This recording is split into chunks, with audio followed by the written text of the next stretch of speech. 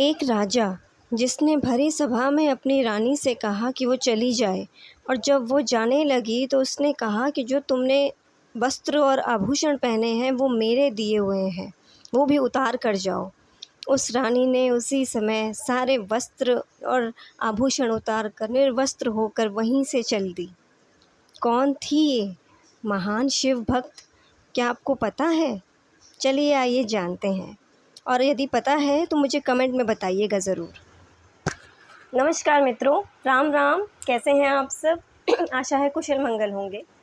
आज मैं आपको एक महान शिव भक्त क्या, मेरी दृष्टि में तो कदाचित वो माता पार्वती या माता काली का ही कोई ना कोई स्वरूप थी।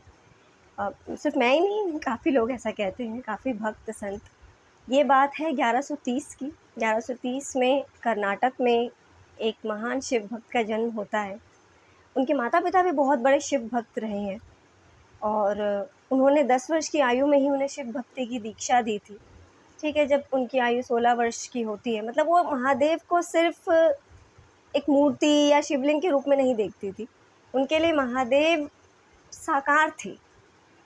तो ठीक है, उसके बाद जब 16 वर्ष की आयु होती है तो वो विवाह वगैरह नहीं करना चाहती थी, उनके माता पिता भी नहीं चाहते थे, किंतु जैन राज, उस समय के स्थानीय जैन राजा कौशिक, वो बहुत सुंदर थी, महादेवी जी बहुत सुंदर थी, तो उनके रूप पे मोहित होकर उनसे विवाह करने का प्रस्ताव रखते हैं। और जब वो नहीं मानते तो ज़बरदस्ती, मतलब डरा कर धमका कर उनसे विवाह कर लेते हैं।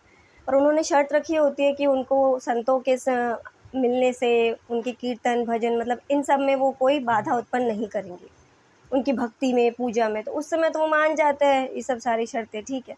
लेकिन धीरे धीरे जैसे विवाह होने के बाद जब वो जाती है तो उनका तो ज़्यादातर ध्यान सारा पूजा, भक्ति, कीर्तन, संतों के साथ, इन सब में रहता था। अब राजा जब भी उनसे प्रणय निवेदन करने का प्रयास करे, वो तो फिर चली जाए, उन्हें ये सब भाता ही नहीं, ठीक है। अब एक दिन राजा इतना कामातुर हुआ कि महादेवी जी पूजा पे बैठी हुई थी, सुबह प्रातःकाल का समय था, पर उससे रुका नहीं गया, उनकी पूजा तक समाप्त होने तक का उसने प्रतीक्षा नहीं करी, और उनका वस्त्र खींच लिया। तो थोड़ा सा उनका वस्त्र उस समय खुल जाता है, तो उससे उनका ध्यान भंग हो जाता है। जब ध्यान भंग होता है तो वो उनसे कहती है, उलाहना देती हैं कि ये आपने क्या किया, आपसे इतनी भी प्रतीक्षा नहीं हुई, और सिर्फ इस देह के लिए आपने ये सब किया। तो उन्हें बहुत बुरा लगता है। अब राजा था, ईगो पे हर्ट हुआ, ठीक है। अब वो सभा बुलाता है, सभा में उन्हें भी बुलाता है। तो वो कहता है कि उनके इस व्यवहार से और इन सब से उनको अच्छा नहीं लगता, तो वो ये राज्य छोड़कर, ये सब मतलब उनका घर बार छोड़ के चले जाए। महादेवी जी तो खुश, क्योंकि वो कहीं ना कहीं यही चाहती थी। अब जब वो जाने लगी तो राजा को और गुस्सा आया, उसके ईगो को और ज़्यादा ठेस पहुंची। उसने कहा कि तुमने ये सारे जो वस्त्र, अलंकार, आभूषण पहने हुए हैं, ये सब मेरे दिए हुए हैं, ये सब उतार कर जाओ। अब बीच सभा में आप स्वयं सोचिए, एक स्त्री, उन्होंने उसी समय पे भरी सभा में अपने वस्त्र, अलंकार, आभूषण सब कुछ उतार कर, उसी समय, उनके केश बहुत लंबे थे, बहुत घने और बहुत सुंदर, घुटनों से नीचे तक उनके बाल थे, केश थे, तो केशों से ही अपने शरीर को ढका और चल पड़ी।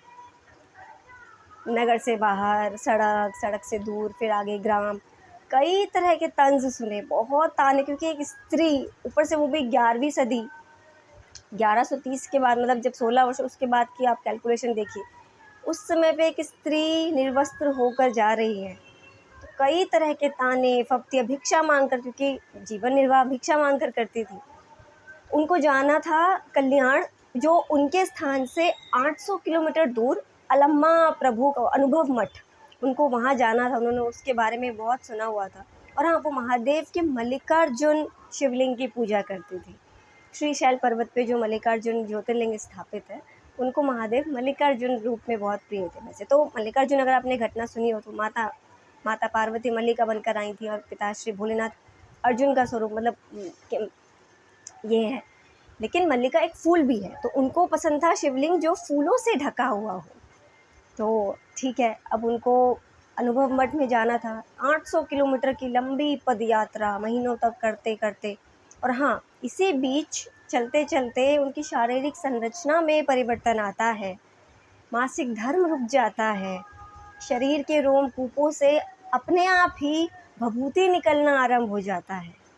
ये सब बाद में लिखा गया है, 200 300 200 250 साल बाद ये सब शून्य संपादिनी पुस्तक में लिखा गया है।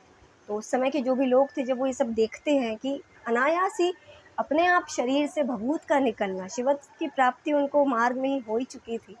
स्वयं सोचिए, एक स्त्री, मासिक धर्म रुक गया अनायास अपने आप, और ये सारी चीज़ें हुई। अब जब अनुभव मठ में वो पहुँचती हैं तो वहाँ भी पहले उनको रोका जाता है। कोई एकदम से एक निर्वस्त्र स्त्री इस प्रकार से आए तो कोई एकदम से स्वीकारेगा नहीं, और अलम्मा प्रभु अंदर थे तो उनसे मिलने नहीं दिया जा रहा होता। तब एक स्त्री आती है, गोमाई करके, एक भक्त होती हैं वो भी, तो वो उनके पूरे शरीर की जांच करती है, पूरे शरीर की जांच करती है कि सच में शरीर से अपने आप रोमकूपों से भभूत निकल रही है। जांच पूरे शरीर की होती है, मतलब उनकी योनि तक देखा जाता है कि क्या सच में भभूत निकल रही है, और ये सत्य होता है। ये सब बाद में लिखा गया है। तो वो भी चौंक जाती है। उसके बाद जब उन्हें भीतर प्रवेश करवाया जाता है तो अलम्मा जी जो थे वो उसके बाद बहुत कठिन परीक्षा लेते, मतलब प्रश्नों की परीक्षा, बहुत तरह के प्रश्न, कई शास्त्रार्थ तो होता ही है हमारे भारत में इतना फेमस। तो सारे प्रश्नों के उत्तर अंत में जो प्रश्न आते हैं, अंत में वो ये प्रश्न करते हैं कि जब आपने आवरण छोड़ ही दिया है, वस्त्रों का आवरण, तो अपने केशों से अपने शरीर को क्यों ढका हुआ है। तो तब माता महादेवी उत्तर देती हैं कि मैं तो प्रस्तुत हूँ भगवन, पर कदाचित आप अभी उस अवस्था को देखने के लिए परिपक्व ना हो। ये उत्तर सुनकर वहाँ पर सभा में जितने लोग थे सब के सब नतमस्तक हो जाते हैं। और तब वहाँ जो एक और थे वासना जी, तब वो उनको अक्का मतलब बड़ी दीदी, तब उनको अक्का महादेवी जी कहा जाता है। तब उनको ये मतलब पद दिया जाता है, सम्मान दिया जाता है। इसके पश्चात उनकी ज्ञान चर्चा में उनकी कोई इतनी रुचि नहीं थी, क्योंकि उनको महादेव को अपना पति रूप में देखती थी, उन्हें मान चुकी थी। तो फिर वो कुछ समय वहाँ रहने के बाद, अनुभव मठ में कुछ समय रहने के बाद फिर वो चली जाती हैं, वो श्रीशैल पर्वत चली जाती है। श्रीशैल पर्वत मतलब जहाँ मल्लिकार्जुन है, तो वहाँ पे वो गुफ़ा आज भी है जहाँ पर वो ध्यान तपस्या कर रही थी। और अंतिम वर्षों में उनकी कोई ज़्यादा आयु नहीं, मात्र 28-30 वर्ष की आयु उनकी रही।